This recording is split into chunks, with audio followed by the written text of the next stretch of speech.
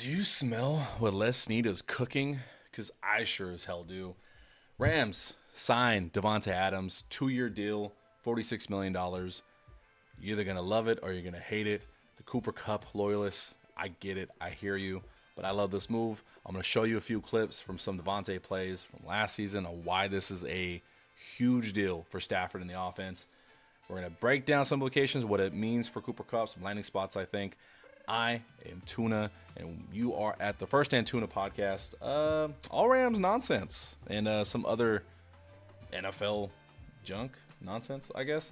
Yeah, trying to keep football positive here. If you have not already done it, like and subscribe. Do all the YouTube stuff. I won't bore you with that, but yeah, let's jump into it. Welcome back to Cali Davante. 2 years, $46 million per NFL Network.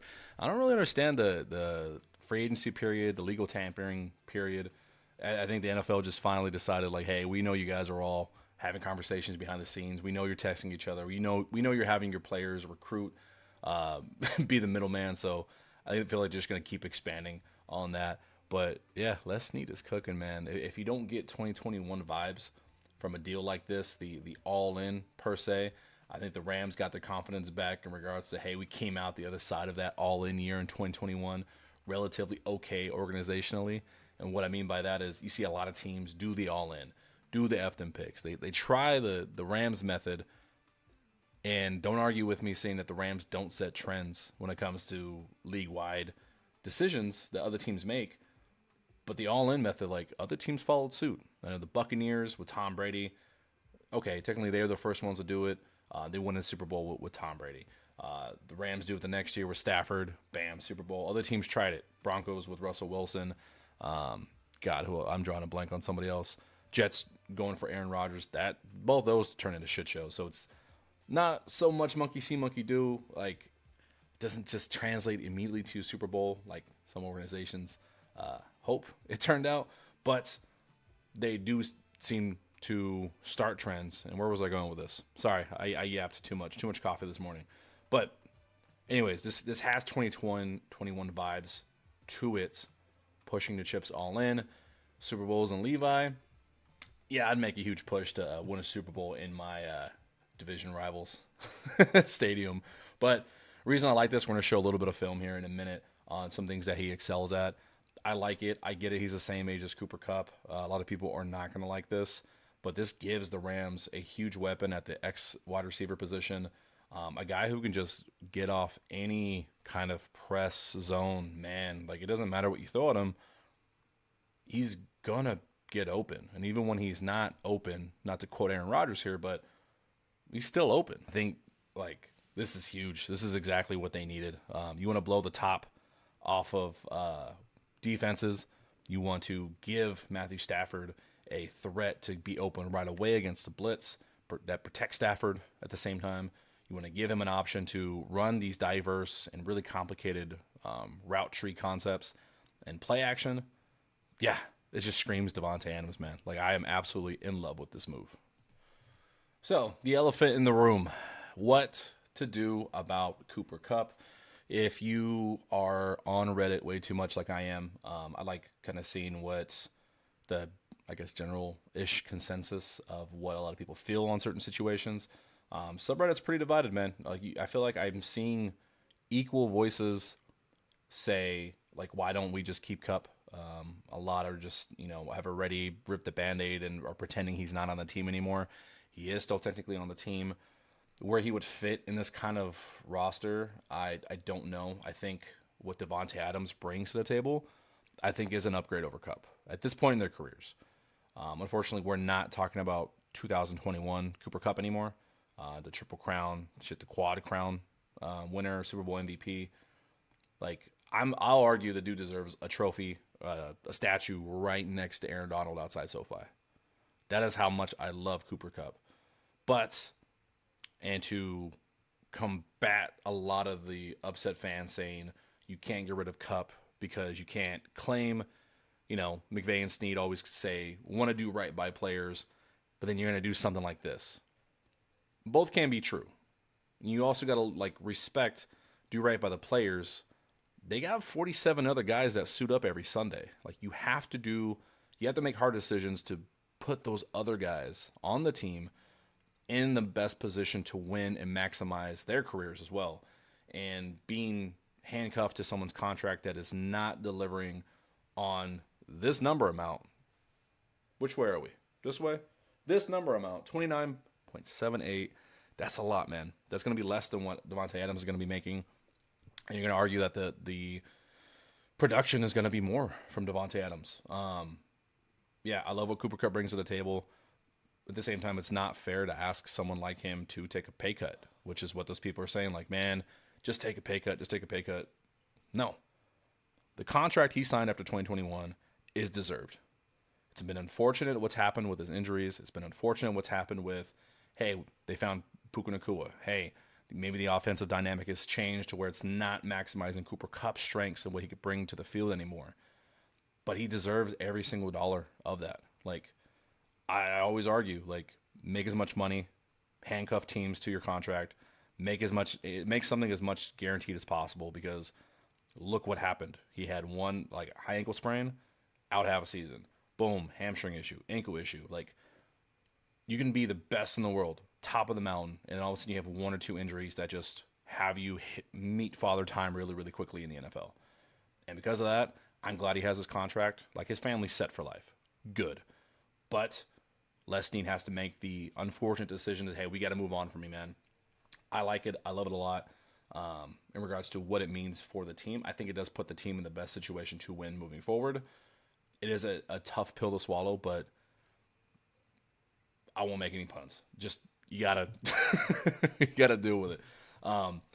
There's some landing spots that I personally feel.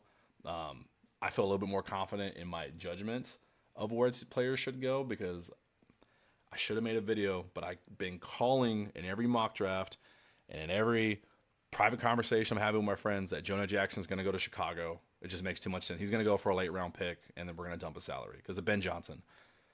Off that one, I'm feeling good. I'm feeling confident. So here's 3 spots I think Cooper Kupp could go, that would go. Whether they take his whole contract, I don't think so. I think they're only going to take part of it. Dallas, if Brandon Cooks doesn't return, which is kind of 50-50, it looks like. I think it depends on the number. He's going to want as much as possible.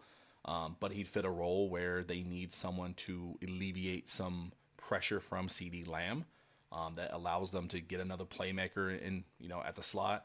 Use Cooper Kupp like as that veteran presence, as we keep touting that he is. I think Dak Prescott would work really, really well with Cooper Kupp. Another spot, and this is just based on the Raheem Morris thing, that connection there from his time with the Rams, I could see them working a deal. It's all about relationships. Hey, Raheem, you need a veteran guy. You need someone alongside Drake London, somebody that can really help out. Someone like Michael Penix, who is going to be the quarterback moving forward for the Falcons. Yeah, he's a second-year guy, going to be playing what is basically his rookie year here. It's going to help out a rookie quarterback a lot. And someone as smart as Penix, I think, would benefit a shit ton from Cooper Kupp. And then my last one, it's a fan favorite, but it kind of makes sense. Like, I see a lot of people pointing at the Chargers. I think someone like Ladd McConkey, not because of the lack of melanin in their skin, that's a commonality, but I do think that he already plays a role very similar to what Kupp kind of brings for the Chargers offense, but it still could work. I don't know if a team is allowed to have 2 wide receivers at the same time, but if they are allowed to, if Roger Goodell allows it, I think it could fit there. I think he'd help out Herbert a lot. He seems very much like a Harbaugh kind of guy. Tough, going to block in the run game. We'll bring him a veteran presence there, so that way they can feel comfortable going and drafting a running back, like a lot of people have them mocking, getting someone like an Amari and Hampton.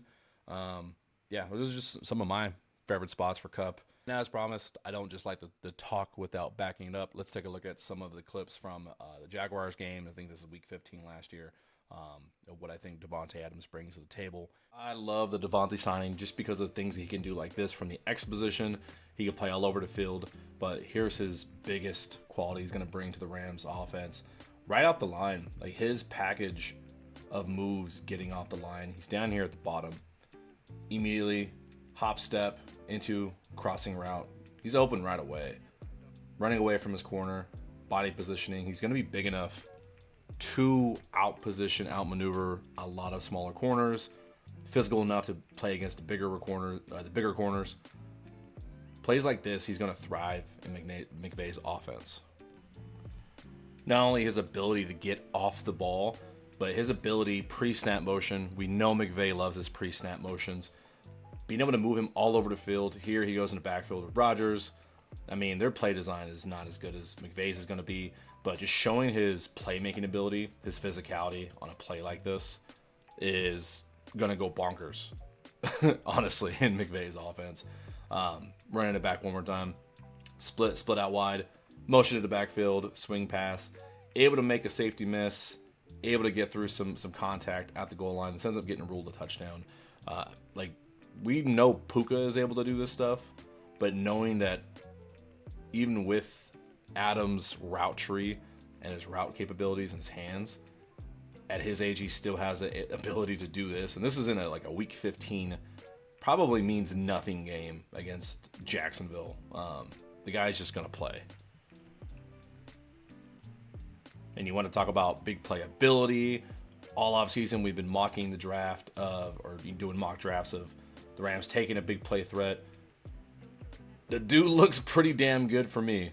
I get it. The Jaguars defense has not been the greatest, but him being able to get off the line clean all the time. I know this is a little bit different of a package here, but being able to beat a cover 2 type look at this age, he's clearly still got it right down the pipe. Linebacker doesn't have a chance. It's honestly disrespect. This is a completely blown coverage by the Jaguars. But imagine this is Stafford. You know Stafford is going to be able to read defenses.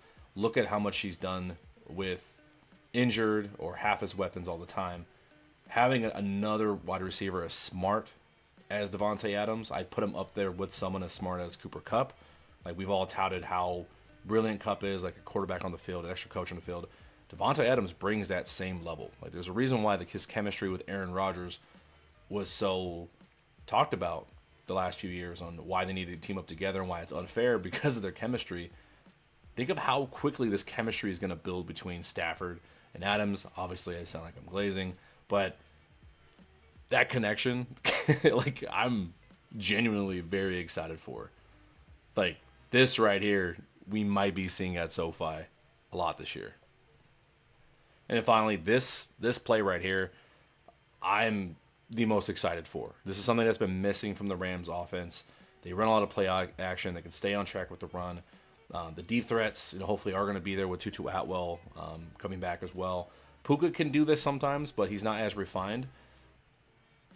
We haven't had a wide receiver be able to do this as consistently as Adams can, and that's just getting off the line, beating your man one-on-one. And even if you can't, whether he doesn't have the speed to stack him anymore, let's argue hey, you're over 30, you're not as fast as you once were, but to be able to still position your body like he does up top here, it's ridiculous. If you don't know what we're talking about here, slow it down just a little bit. Being able just to trust your guy to take a shot. Maybe, let's say this is 3rd and 10. 3rd and 10, not a lot of plays that are going to get this. Sometimes you just want to take a shot to your guy. My guy is better than yours. Ball's thrown so early. You got to respect Rodgers and Adams' connection here. But let's see when this ball is thrown. He's barely off the line. 3 steps off the line, and this ball is getting thrown. Adams looks back. Doesn't really have positioning. He's not open. He's not open at all. This is great coverage. He sees the ball. Jaguars defender does not see where the ball is. Late hands, body control, 2-tap, first down. 20-yard completion, 23-yard completion on a 3rd and 10. That is something that I will argue has been missing from this offense. Just when we talk about deep threat, everyone thinks 80-yard touchdowns, 70-yard touchdowns.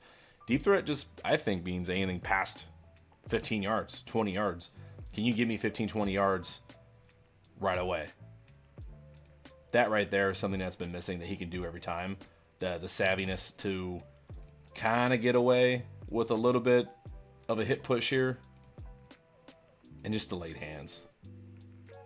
Like, this guy's going to be able to get you 6 to 8 catches a game, 80 plus yards and a touchdown consistently, and make the plays in the biggest moments. I've never seen Davante Adams shy away from the big moment when he's been allowed to have them, like in his time in Green Bay. And somehow this year he had over 1,000 yards, 8 touchdowns with who did he had at quarterback? Aiden O'Connell, a little bit of Gardner Minshew with the Raiders, and then Aaron Rodgers and the shit show that was the Jets. Still put up like good numbers. A lot of teams would die for a 1,000-yard, 8 touchdown receiver who has sure hands. Yeah, I'm super excited. This is a great move. He comes cheaper than Cooper Kupp, and you can argue, and this is going to piss off a lot of fans, you're going to argue that he is an upgrade over Cooper Kupp. Wide receiver 1, welcome back to California, Davante. That's all I have.